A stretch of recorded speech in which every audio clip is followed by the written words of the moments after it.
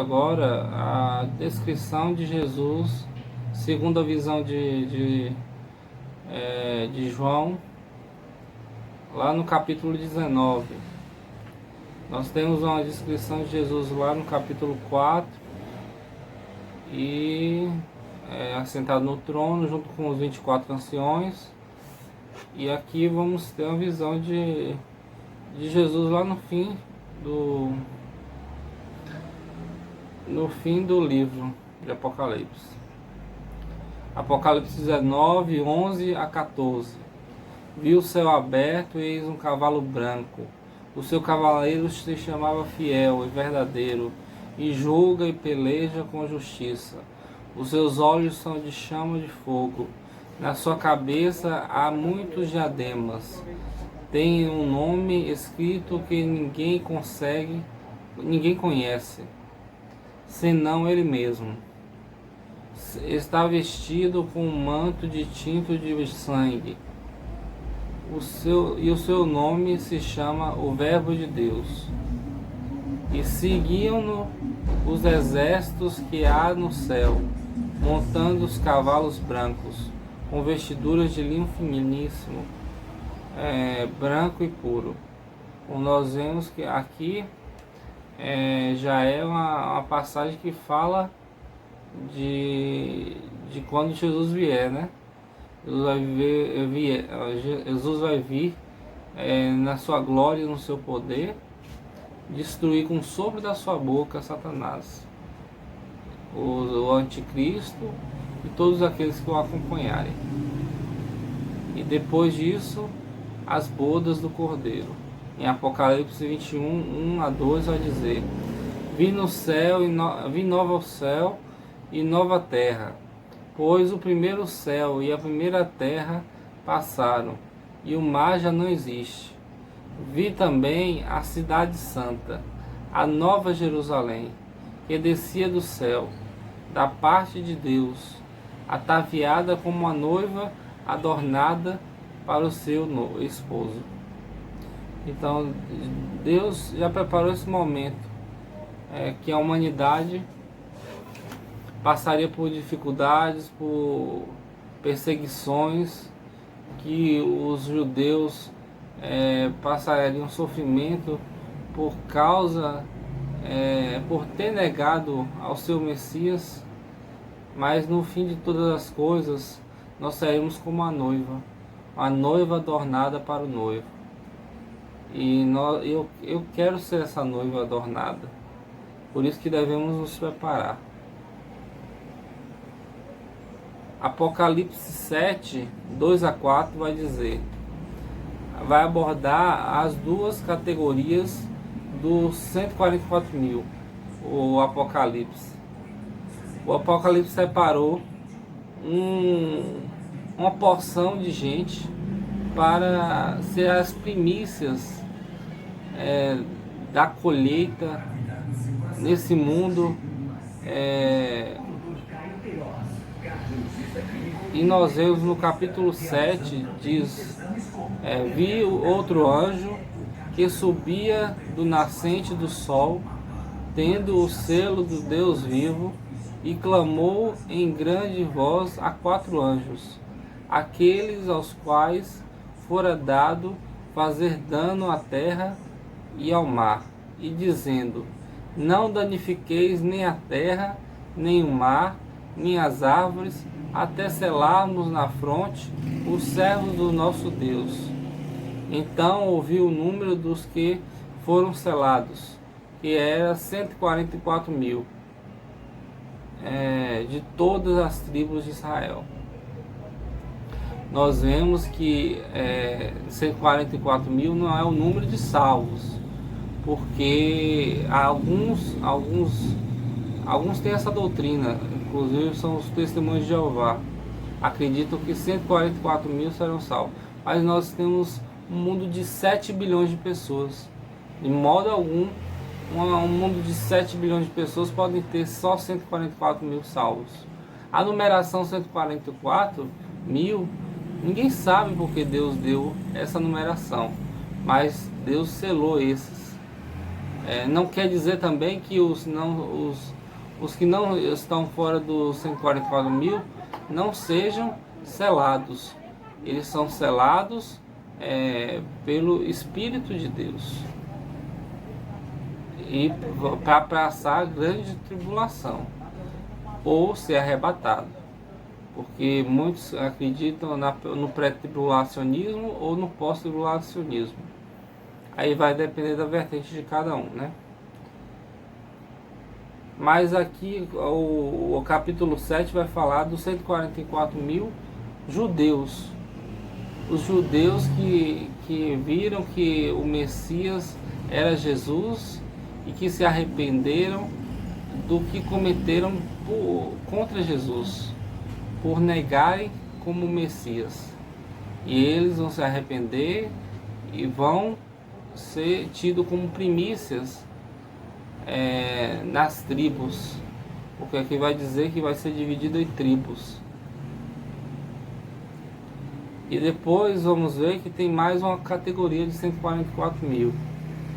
No capítulo 14 diz: olhei e eis o Cordeiro em pé sobre o monte Sião, e com ele 144 mil, tendo na fronte escrito o seu nome e o nome do seu pai. Então é uma outra categoria de 144 mil. Esse aqui eles vão falar que são pessoas que não se contaminaram com mulheres. Alguns podem ter entendimento que podem ser padres, a Igreja Católica, né? Alguns podem ter entendimento que são eunucos espirituais, que ou não podem se relacionar, ou então se separaram para o Senhor. Esses padres podem até ser considerados eunucos, né?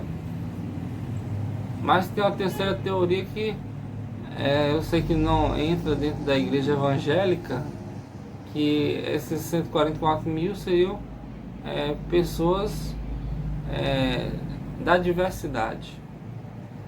Isso é uma visão mais liberal, mas que Jesus que encaixaria no modo de Jesus trabalhar, porque Jesus nunca rejeitou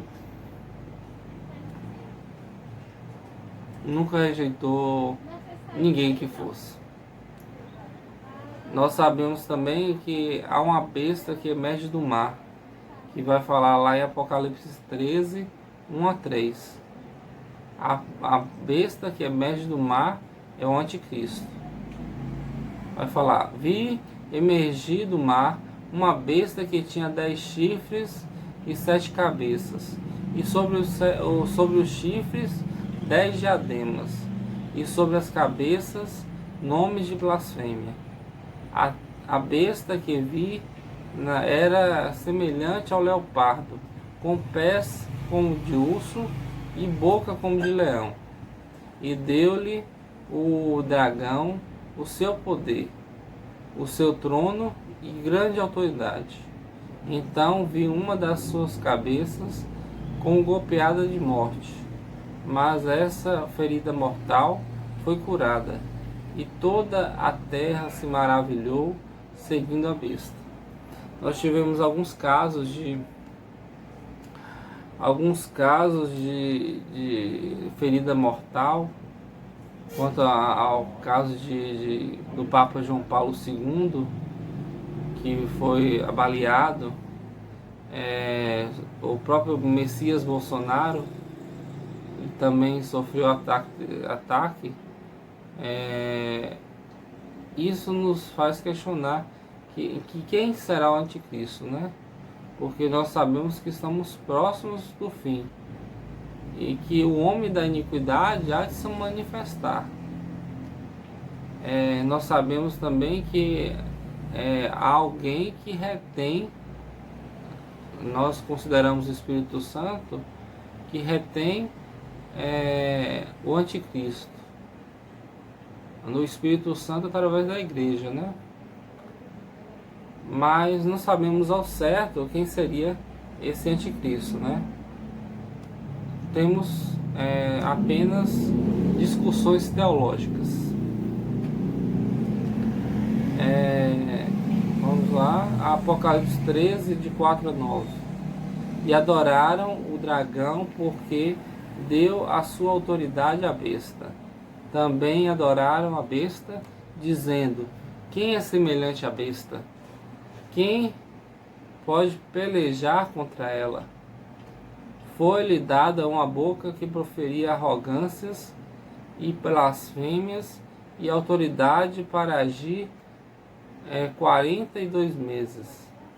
E abriu a boca e blasfêmia contra Deus, para lhe difamar o nome e difamar o tabernáculo, a saber, os que habitam no céu. Foi-lhe dado também que pelejasse contra os santos e os vencesse. Deu-se-lhe ainda autoridade sobre tribo, povo, língua e nação. E adorá-lo-ão a todos os que habitam sobre a terra, e aqueles cujos nomes não foram escritos no livro da vida do Cordeiro, que foi morto desde a fundação do mundo. Se alguém tem ouvidos, ouça. Apocalipse 13, 10 vai dizer: se alguém leva para cativeiro vai. Se alguém matar a espada, necessário é que seja morto a espada. Aqui está a perseverança e a fidelidade dos santos.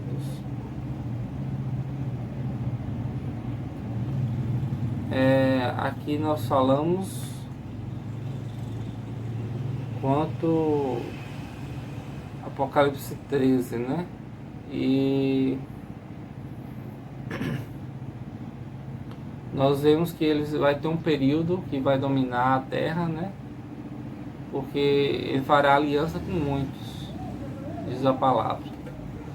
Fará aliança com muitos e no meio, como diz lá, acerca das 70 semanas, no meio da última semana profética, ele vai quebrar a aliança e vai querer dominar o santuário, vai querer dominar as pessoas, e nós vimos que isso é a manifestação da abominação assoladora, desoladora.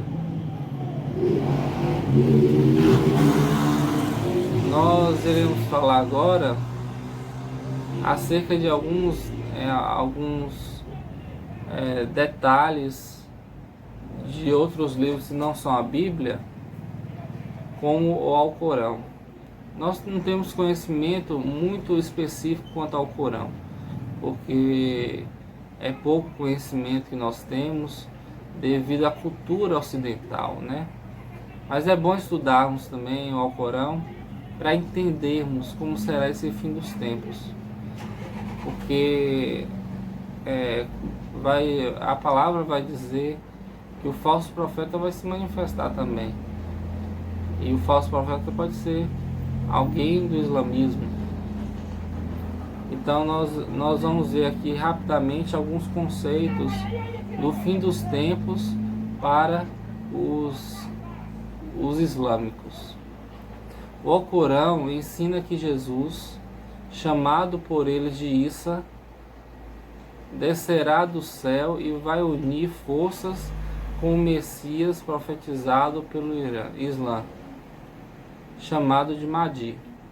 Mahdi é no fim dos tempos aquele que o Messias árabe, sabe? Jesus então afirmará que o Islã é a única fé verdadeira e criticará os cristãos por terem erroneamente feito dele o Filho de Deus. Que coisa mais absurda, né?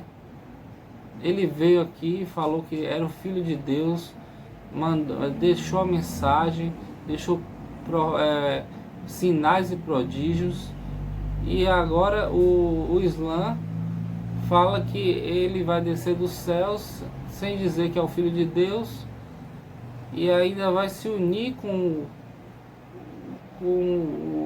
o Islã. Não, não, isso é absurdo demais. Mas nós aguardamos que a manifestação de Deus vai vir, a manifestação de Jesus vai vir com glória e poder, e ele vai tomar o seu lugar no santuário. Ele já tem o seu lugar no santuário. Ele vai tomar o seu lugar no trono, o trono das nossas vidas. E assim eu espero que vários irmãos do islamismo, vários irmãos árabes, pensem bem naquilo que eles têm profetizado, daquilo que eles têm proclamado nesses dias. Porque é melhor você aceitar Jesus de coração aberto do que fechar seu coração e acreditar na mentira que Satanás contou para vocês. Vamos continuar, né? Porque a história é longa. Cristo, então, passará a seguir o Mahdi e exigirá que todas as cruzes da igreja cristã sejam removidas. Todos os porcos sejam mortos. Mais uma vez contaminando o altar de Deus, como nos dias que foram lá da Grécia, né? É um absurdo isso. E que todos os cristãos que não se converterem ao islamismo sejam mortos. Que absurdo, né? A que ponto chegamos? Nós já vemos quantos mortos já foram em questão de proclamar o Evangelho de Cristo nos países árabes. Agora eles ganham força para matarem. É triste demais, triste. Que Deus tenha misericórdia de nós. Claro que isso rebate o ensinamento da Bíblia sobre a volta de Jesus. Como o Rei dos Reis, Ele é o Rei dos Reis. Ele é o Senhor dos Senhores. E o juízo imposto sobre a besta, o falso profeta e Satanás. Um aspecto surpreendente da escatologia muçulmana sobre a segunda vinda de Jesus é a localização de uma sepultura vazia perto do túmulo de Maomé, na mesquita do profeta em Medina, na Arábia Saudita. O túmulo vazio está reservado para Jesus. Então, já tem até um túmulo para Jesus. Eu vi pregadores falando uma certa vez que árabes construíram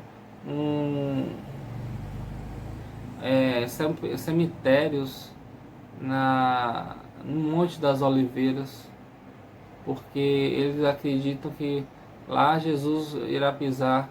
A palavra diz que Jesus vai pisar, e eles fazem isso porque os judeus não tocam em mortos. Jesus, quando esteve aqui, ele não tocou em mortos.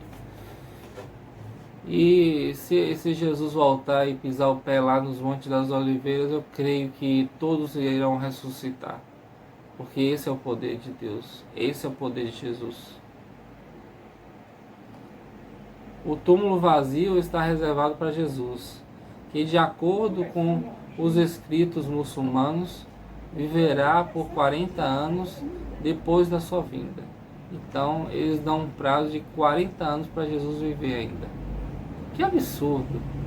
É um ser eterno, um ser inigualável como Jesus, tem um prazo de validade. A mentira de Maomé, eu sei que eu corro muito risco de falar isso aqui abertamente, mas pensemos, refletimos. Quem é maior? O servo ou seu senhor? Não sei. E depois de morto será enterrado ao lado de Maomé. Outra profecia islâmica afirma que ele vai descer na Palestina, onde irá enfrentar e matar Aldádia, o diabo. Engraçado. Eles creem que ele vai enfrentar o diabo, mas não creem que ele vai ser vitorioso quanto ao Mahdi deles. É um absurdo, uma falta de coerência, né? Tal besta não é o rei de um império político, mas sim o Deus de um império espiritual. Como veremos, a besta levará a humanidade para longe de Cristo e longe do Deus verdadeiro. Não é possível, como defendem alguns teólogos, que o Alá dos muçulmanos seja o mesmo Deus que o Jeová dos judeus. Jeová é o nome que se dão, né? Paganizado. Yahvé, nós não sabemos ao certo o nome de Deus. E também não fala para proclamar o nome de Deus. Mas sabemos que Deus é Deus. Alguns falam que Deus vem da origem pagã, Zeus, mas Deus, a divindade de Deus, na teoria, na língua portuguesa, é Deus. Como Alá é Deus na língua árabe, né? Não vejo paganização nisso, não. Deus escolheu apenas um dos filhos de Abraão como filho da promessa. Isso que acabamos de ver. Isso nós vimos nas nossas aulas. Que Isaac foi o filho da promessa. Deus fez uma promessa para Ismael de que ele teria uma grande multidão, mas Isaac é o filho da promessa. E vamos ver lá nos filhos de Noé que Cã é amaldiçoado, Jafé vai ficar nas tendas de Sem, e Sem é o filho da promessa também. Deus escolhe o seu preferido. Embora Maomé tenha ensinado que os muçulmanos eram descendentes de Ismael, o filho rejeitado, e seus descendentes só podem vir a Deus através do Senhor Jesus Cristo, que veio na linhagem de Isaac. É o que falamos na categoria de Noé, que os semitas, eles são semitas também. Agora eles habitam nas tendas de Sem, Jafé, os que são da tribo de Jafé. Este princípio eterno vale para toda a humanidade. Porque Isaac é o filho da promessa.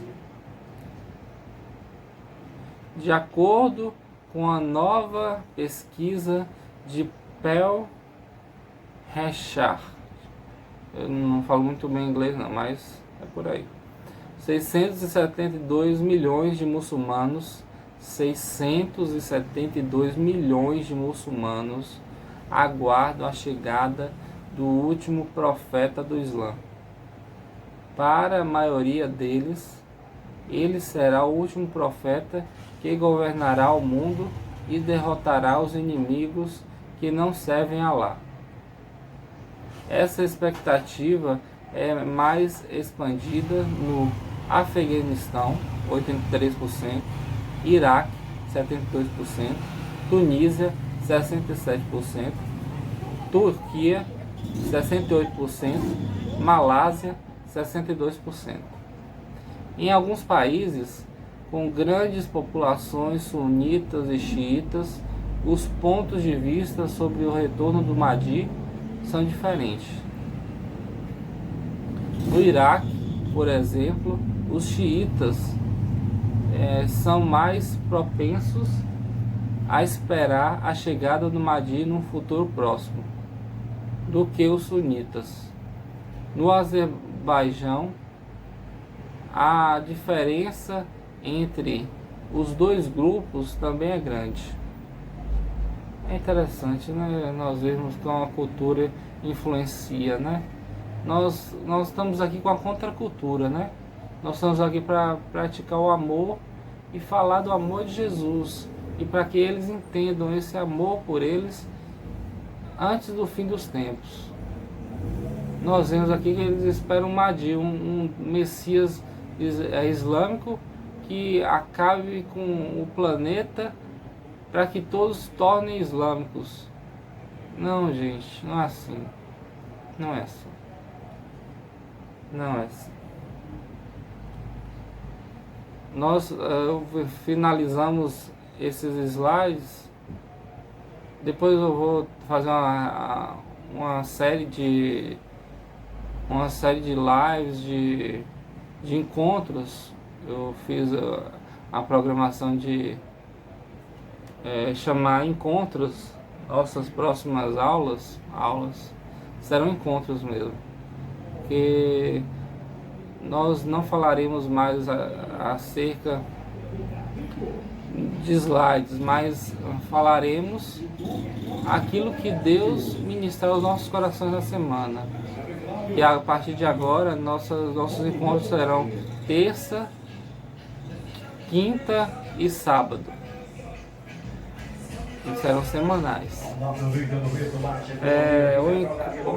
Eu vou finalizar aqui agora com o encontro de Francisco de Assis e o Sultão, para você ver como está tudo interligado. Jesus vai falar no Apocalipse acerca do falso profeta. Mas eu creio que o falso profeta não é uma ligação só, não é um ser só, não é um Mahdi só, mas é um interligado com o outro.